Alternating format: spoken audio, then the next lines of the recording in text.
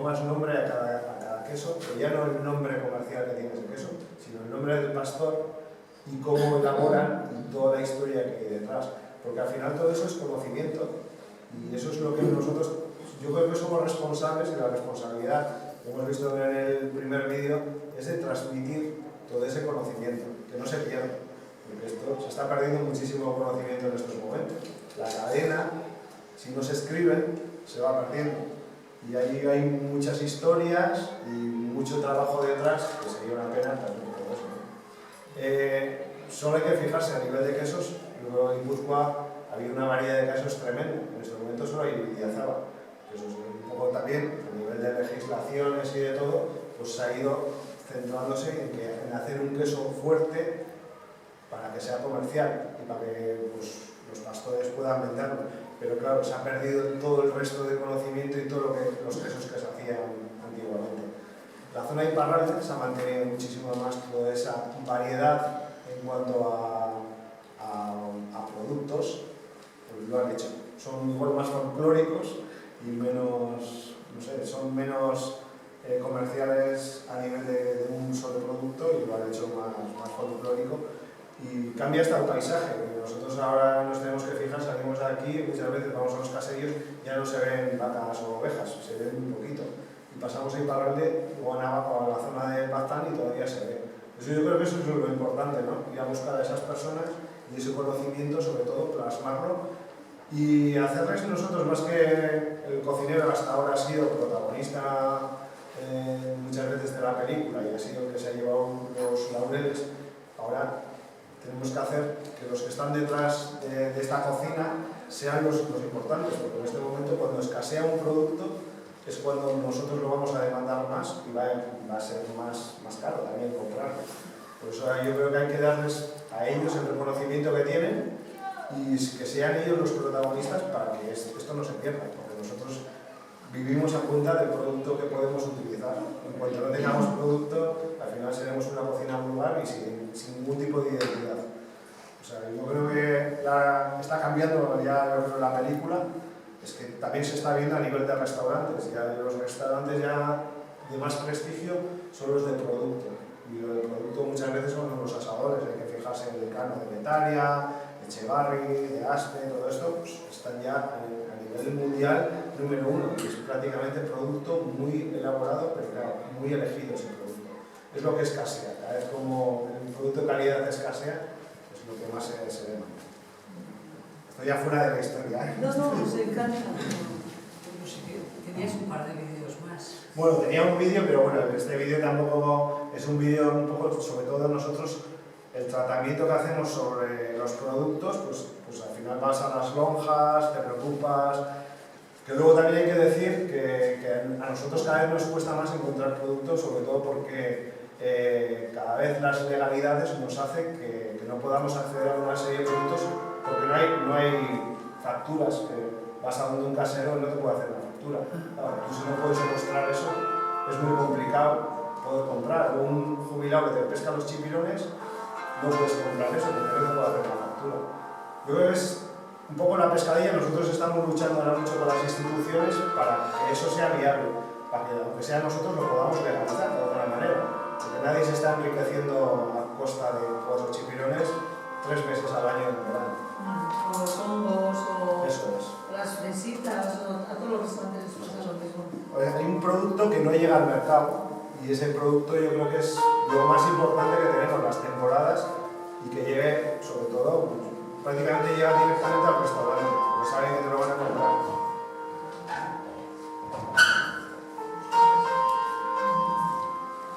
¿Qué estamos viendo? Esto es cimarrón, que es un producto también muy de Hondarribia, que era de los pocos puertos que se basaban en la pesca del cimarrón. En este momento prácticamente la totalidad de la cuota se vende. No se pesca ya casi cimarrón, se pesca muy poquito. A mí me da pena, sobre todo, que a nivel de rentabilidad tengan que vender la cuota para que sea más rentable que salir a pescar.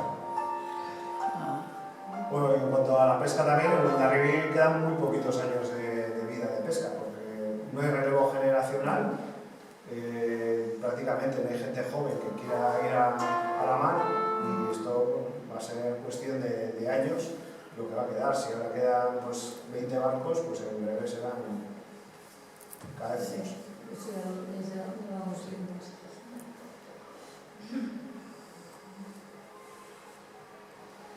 Esto ya son las fotos que tenía por ahí, que normalmente cuando tengo que ir a dar una charla y cosas estas, solemos poner pues, para que vayan pasando pues, el tema de las fotos y Sí, para pasar envidia. a estas horas igual sí. Estas horas lo comía crudo. Bueno, tampoco no está mal venir un día y no tener que cocinar, ¿eh? Solo hablar, que normalmente siempre que vamos a los sitios es para cocinar y... Sí. Bueno, para eso estamos también, ¿eh? Pues che, querías terminar, tenías algún minuto Bueno, también. pero No, esto es muy largo, aquí puede estar media hora en esto. No, esto aquí nos morimos de envidia. bueno, a ver si consigo ponerlo porque era una... no tiene ratón este... entonces, a ver si-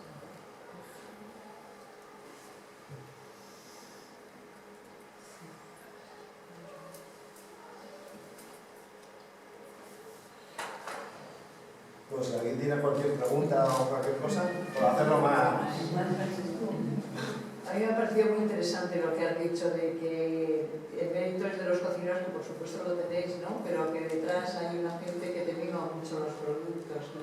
Pues para mí es básico. Yo creo que al final la identidad y sobre todo el respeto de toda la gente y todo ese conocimiento que hay detrás, y hay que transmitirlo, y hay que poner cara. Nosotros ahora en el restaurante, en nuestras cartas, salen los proveedores que tenemos. Muchas veces nos estamos metiendo en un charco, porque claro, son proveedores que entre comillas han sido de toda la vida, pero no son legales, que han sido legales toda la vida, pero en este momento, pues con el sistema que tenemos no es legal. Al final que venga un jubilado con 4 chipirones a la mañana, es como lo tienes que hacer como a escondidas, ¿no? Me parece terrible haber llegado a eso. Ya, pero es un poco el mundo el sistema que se ha creado y sobre todo porque de esto no se enriquece nadie, nadie se está enriqueciéndose de ir a las 6 de la mañana. Es gente que lo ha hecho de por vida y es su esencia y su vida, ¿no? Y lo que utilizan es lo que sacan es para pagar pues, el gasoil de la motora y el seguro que les obligan a tener. Que no se hacen ricos, vamos, con eso. No, Les da un buen vivir si Cuando quieres. vayan los políticos al restaurante, les sacas congelado. De China, toma, chipirón. Eso es lo que queréis, toma la factura. ¿Sabes lo malo? Que a ellos les da igual. Ya. Pero tiene que pensar. No, pero bueno, pues aquí cada uno piensa lo suyo. A ver, mala voluntad no creo que haya todo esto. Yo creo que al final son sistemas que se intentan hacer las cosas de una manera, pero de vez en cuando hay que parar y recapacitar hacia dónde vamos, ¿no? Vamos sobre todo hacia un mundo que estamos perdiendo en nuestra identidad y nuestra esencia. Y los sabores que tenemos, antes no sé con quién estaba hablando, los niños pequeños ya, muchas cosas de las que yo he tenido la suerte de probar, no lo prueban. Dices un pollo de caserío, no es lo mismo que un pollo comercial, como por mucho que sea amarillo o pintado o lo que sea. Sí. No saben igual. No tienes Tú cuando comes una cosa que es de verdad y no la has probado nunca, te parece fuerte, te parece... O la misma leche. La leche, según de vaca. saque de vaca la cueces, es que no tiene nada que ver con la leche que compramos en el supermercado. Y a la hora de elaboraciones y de todo, pues es totalmente diferente. Está ahí la cuestión. Si acabamos comprando una gran superficie o si hacemos de verdad un producto local de calidad que sea viable. A ver, por eso hay que luchar y no hay que callarse. Yo creo que las cosas no hay que taparlas y sobre todo cuando hay cosas que son para mejor y sobre todo son saludables, vamos a crear sobre todo un entorno que la gente pueda vivir de ello. Hay que hacer las cosas, pero hay que hacerlas de verdad, no solo con una etiqueta de poner la carta kilómetro cero. Nosotros es que hace 5 años cuando nos planteamos todo esto, no, hasta entonces prácticamente ni pensábamos, trabajas y vas haciendo las cosas por inercia. Pero un día nos planteamos, yo creo que también fue el cambio generacional de nuestros padres, cuando empezamos nosotros a coger ya más el timón, porque llevamos un montón de años, fue un poco plantearnos, decir, ¿a dónde vamos? ¿Qué estamos haciendo? Pero, sobre todo, decir, estamos vendiendo una cosa, cocina vasca, pero de cocina vasca esto ya Este es un plato peruano, el otro es japonés, el producto viene de la otra parte del mundo, y un poco sin sentido, ¿no? Vender una cosa que no se sostenía y sobre todo que no tenía coherencia. Y pues al final el trabajo ese fue muy profundo, de mirarnos las tripas nosotros aquí adentro y de empezar a construir algo, pero algo que fuese de verdad, ¿no? Si dices, si es el 80%, el 80% tiene que ser de verdad, y luego el otro 20% también con una coherencia y qué tipo de productos entran dentro de ese 20% que no entraban dentro de nuestro entorno. Por ahí va, por ahí va. Es complicado, pero yo creo que es bonito y luego sobre todo al final te hace sentirte mucho más a gusto con lo que haces. El día de la estrella. Bueno, yo creo que la antena de la estrella son consecuencias, consecuencias de los trabajos que vas haciendo. No creo que nuestro proyecto nunca ha sido tener una estrella. No, por desgracia, muchas veces a la hora de calificar, ¿no? Guía Repsol, guía CAMSA, etcétera, o Michelin, si tienes internet, si tienes no sé qué es, cómo te mueves en red, o sea, sí que es verdad que valoran el producto, pero no tanto como quisiéramos, ¿no? Igual al mismo nivel que cómo te mueves en las redes sociales, por ejemplo, en el algoritmo, ¿no? Que califica a los restaurantes.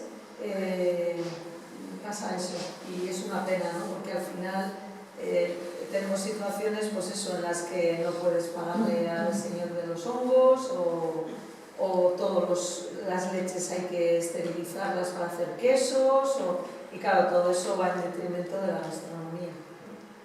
Son legislaciones al final que es la que tenemos. A un francés le dices que tiene que hervir la leche o tienes pasteurizar la leche para hacer un queso y ya deja de ser queso. Sí. Claro, Nosotros aquí sí lo hacemos aquí porque por si normativa todos los quesos tienen que estar pasteurizados. Pues al final ya empezamos ya pues desequilibrados totalmente. No tiene nada, pues, sobre todo el sabor y un queso sin pasteurizar que un queso pasteurizado. Pero cuando te aparece un queso leche cruda, ¿eso qué es? Es sin pasteurizar. Ese sí. Hombre, como todo conlleva que puedes tener algún problema, pero bueno, yo creo que también la gente que se muere de eso, o que se muere de fumar, pues... Pero eso tenemos en Idiazabal. Sí, sí, hay, sí. Buscas Sí. queso leche cruda. Sí. Sí. Hay, pero muy poco. No sé, suficiente. Merche, estás muy callada.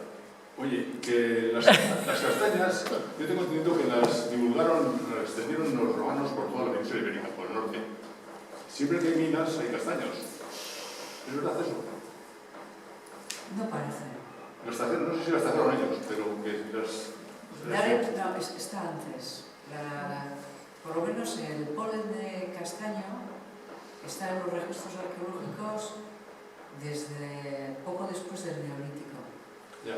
El problema está en toda esa información. Claro, el castaño es una especie salvaje, ¿no?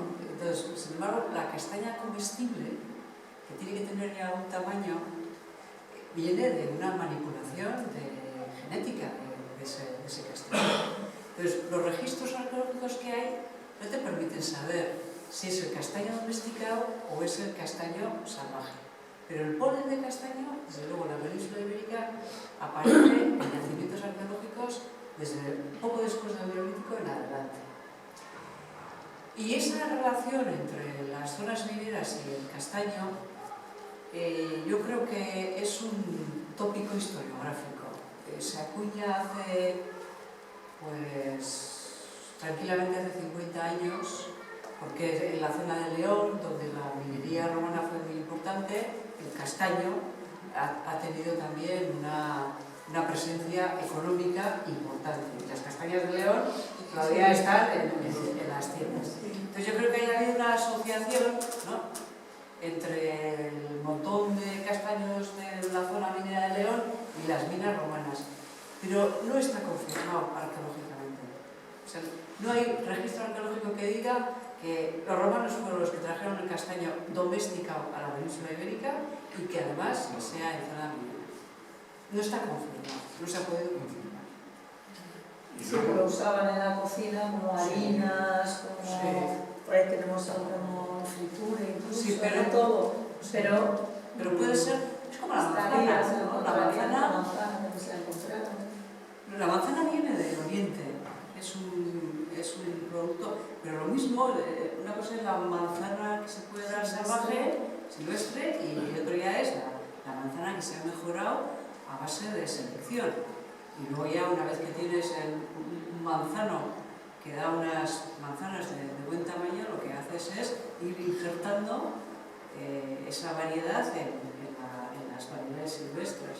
Y claro, siempre pensamos, hablamos de los romanos en lo que trajeron, ¿no? Los elementos que trajeron, pero la agricultura se desarrolló en gran medida gracias a todos los esquejes que fueron trayendo y que injertaron en las especies que había no tan desarrolladas en cada sitio al que llegar.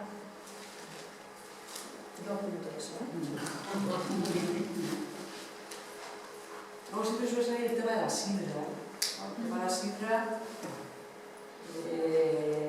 sin embargo, lo que sí sabemos es que, bueno, el mundo clásico, el vino da para que organicéis otra serie, porque bueno, además la historia de ¿Cómo tomaban el vino? Sí, ellos, súper ¿no? interesante. Sí, porque lo mezclaban incluso con rosas, con pétalos de rosa, y el mulso y el otro. Con miel, con agua. Con agua, con miel, bueno, todas esas cosas. Bueno, el caso es que cuando ya el imperio se desmembra y sobre todo empiezan los reinos godos, francos, merovingios, visigodos, etcétera, pues nada, lo que se sabe es que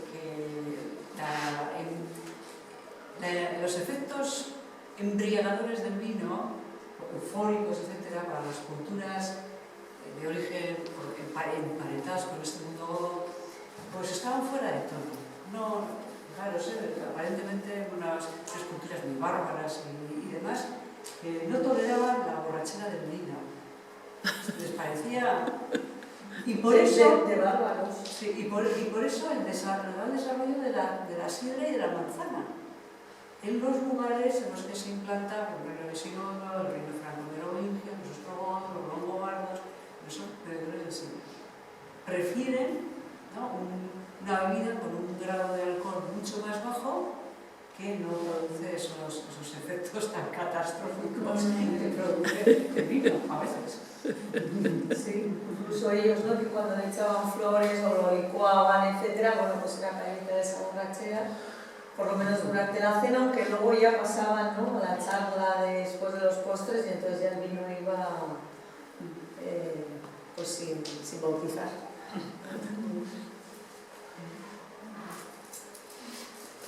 ¿Alguna pregunta más? Igual, a ver, te invito, pasamos a ir a donde estábamos al principio y vemos un poco todo esto que hemos dicho de los elementos que hay en la entrada. ¿Te parece? Porque hemos puesto ahí un poco pues, lo que sería una cena de una casa más acomodada, de una casa más pobre, el momento de la cena, decíamos como antes de cenarse